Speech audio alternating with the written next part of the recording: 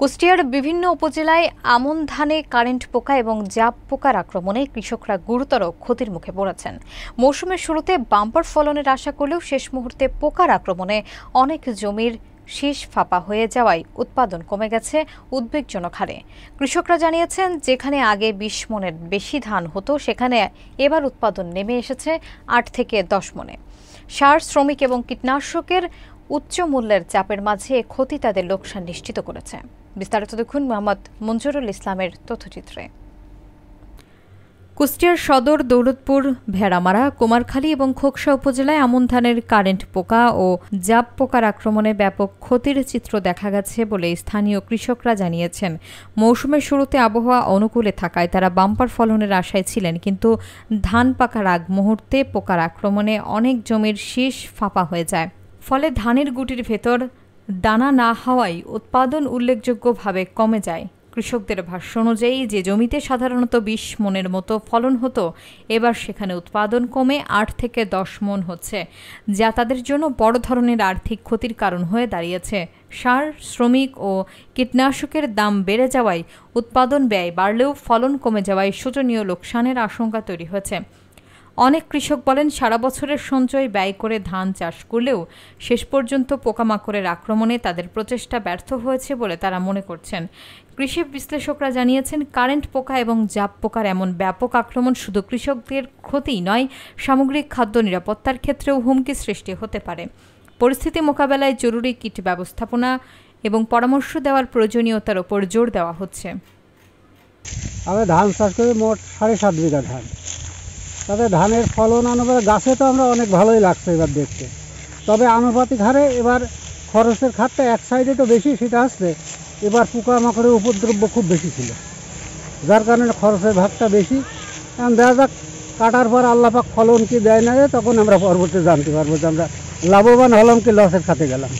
এই ধানটা হচ্ছে চিটা হওয়ার কারণে যে নতুন একটা জাপ আবিষ্কার হয়েছে, এই জাপটার কারণে ধানটা চিটা হয়ে যাচ্ছে। কারেন্ট পোকা, এই জাপ পোকার কারণে ধানটা এরকম ভাবে জাপটা লাগে হচ্ছে ধানের গোড়ায়, ধানের আগায় লাগে না, ধানের গাছকে খায়ে, ধানের গাছের এই রস খায়ে ধানটা করে ফেলে চিটা।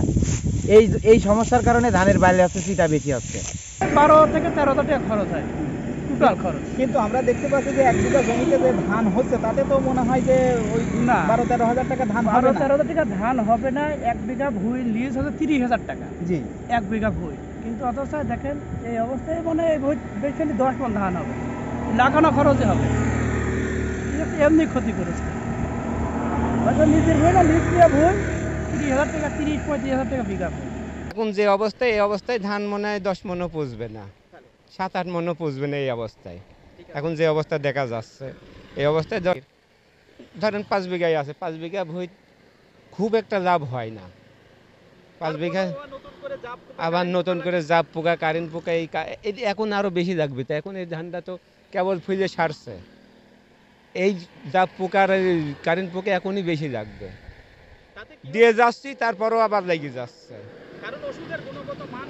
ওষুধের গুণগত ভালো হচ্ছে না, ওষুধ ডিলাররা দিচ্ছে যে ভালো দেন, আসি দিয়েছে, কোনো কাজ হচ্ছে না। তারা যে জমিতে যে ফসল ফলায় সেই ফসলের দেখতে পাচ্ছেন যে বেহাল দশা।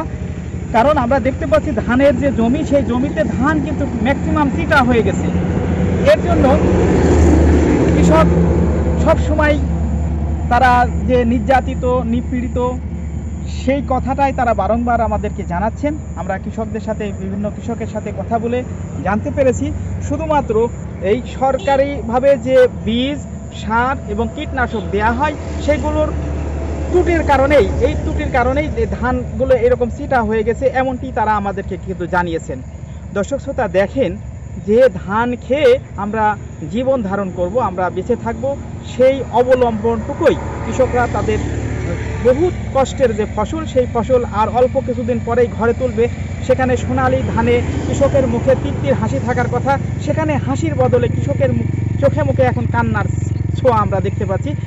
এর পিছনে মূল কারণ হলো তাদের যে কাঙ্ক্ষিত যে ধান, সেই ধানের কিন্তু ম্যাক্সিমাম ধানই দেখতেছি চিটা হয়ে গেছে। আমরা এই মাঠ ঘুরে ঘুরে দেখলাম যে অনেক কৃষকের জমিতেই কিন্তু এইরকম অবস্থা হয়ে গেছে। কিছু কিছু ধান ভালো হয়েছে, তবে অনেক জমিতেই এরকম ধান চিটা হয়ে গেছে। এটি কৃষকের দুঃস্বপ্ন ছাড়া আর কিছু নাই। তাই অনেক কৃষকই আমার কাছে জানিয়েছে তারা যদি সরকারি প্রণোদনা পেতেন তাহলে তাদের যে ধানের জমিতে চাষ করতে যে খরচ হয়েছে ন্যূনতম সেই খরচের টাকাটা যদি উঠতো তাহলে তারা পরবর্তী যে ফসল ফলিয়ে হয়তো এই যে তাদের যে ক্ষতি হয়েছে সেই ক্ষতিটা আংশিক পোষাইতে পারত, এমনকি প্রত্যাশা তারা কিন্তু সরকারের কাছে করছে। তাই আমরা সরকারের কাছে বিনীত আবেদন করতে চাই কৃষকদের পক্ষ হয়ে, সরকার যেন এই কৃষকদের দিকে একটু দৃষ্টি দেন এবং তাদের একটু ভর্তুকি দিয়ে তাদের যে ক্ষতি হয়ে গেছে সেই ক্ষতির আংশিক যেন ক্ষতিপূরণ হয় সেই প্রত্যাশা নিয়েই আমি আজকের মতো বিদায় নিচ্ছি। আমি মোহাম্মদ মঞ্জুরুল ইসলাম, চ্যানেল A1 কুষ্টিয়া।